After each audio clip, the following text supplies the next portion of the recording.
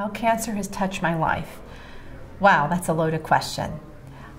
It touched my life in many ways. It reminded me of my priorities, and it made me reprioritize my life. It was one of the most challenging experiences of my life. Not the most, I have had several, but this was my most serious health challenge. And it taught me that the most important thing is to have your health, your family, and your friends. I reprioritized. Interestingly, my mammogram in November of the prior year was fine, and by July I found a lump, and in August I was diagnosed with 3 cancers in both breasts. It happened that fast. It's a day I'll never forget, and I kept a diary of the entire experience. It was like being punched in the chest. It took your breath away. There were 2 types. There was the time where I thought I pretty much knew I was going to have cancer. It was when I had my core biopsy, and I got up from the table. It was very painful, and she said, "Oh, we forgot to biopsy the other lump." And I said, "What other lump?" I didn't know I had more than 1 lump. I had 3.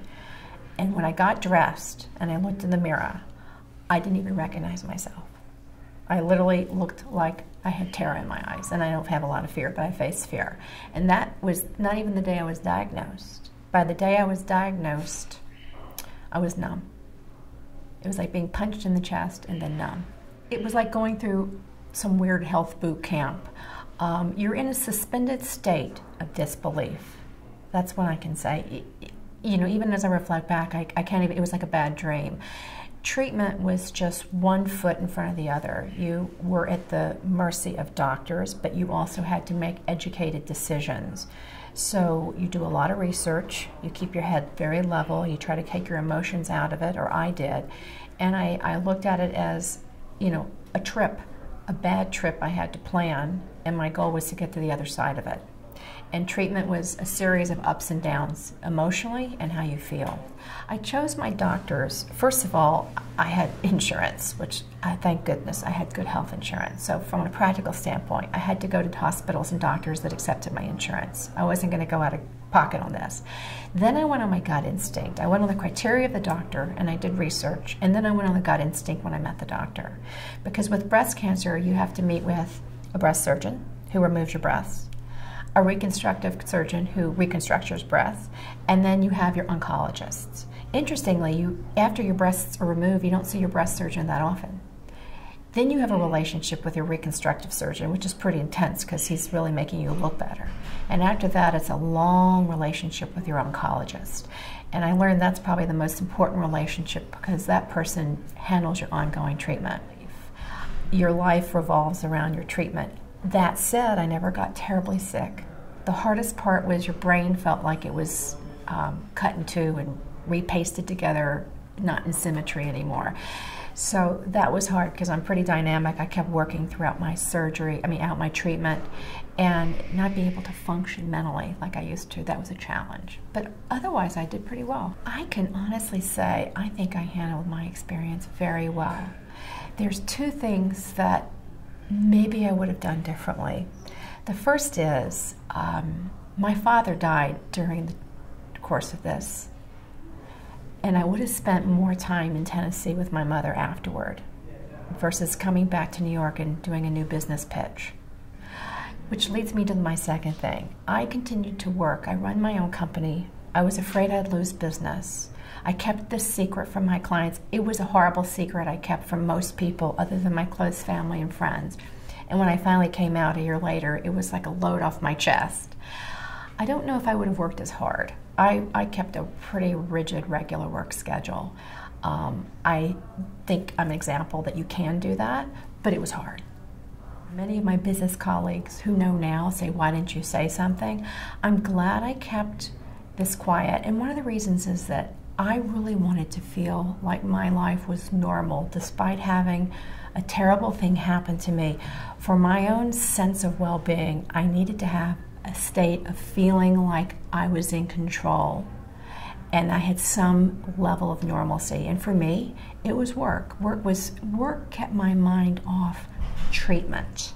If I could work and if I could go exercise every morning, which I did, I had some level of feeling like I had some control. whereas the doctors had the other control.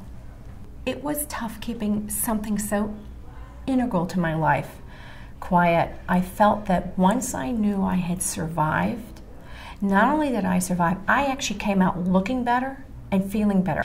So I actually came out of this experience 15 pounds lighter, looking 10 years younger, and probably more in control of my stress level and balance than I was before, when I was 20 pounds heavier and extremely stressed. So why I'm coming out now is that I actually want to be an example to women and men that you can get through probably one of the worst journeys of your life, and you can come out on the other side in better shape, physically and emotionally.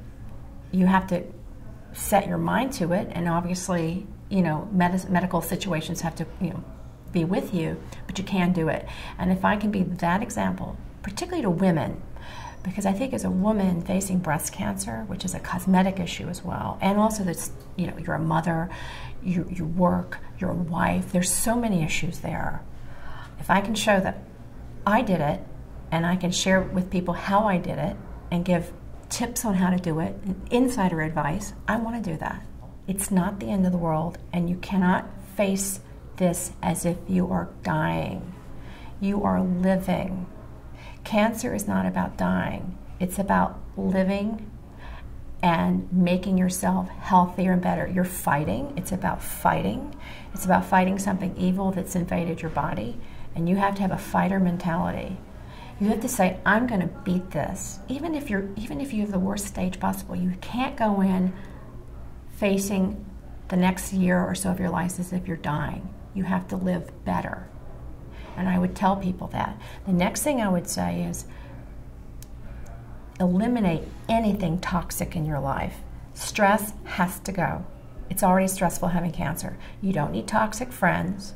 You don't need toxic clients. You don't need toxic environments. You don't need toxic foods. Eliminate. Get rid of anything that's non-essential, particularly during your treatment. And gather close to you your family and your friends and the people you trust, because you don't want cancer to define your life. And that's important. Don't let it define you. You define it.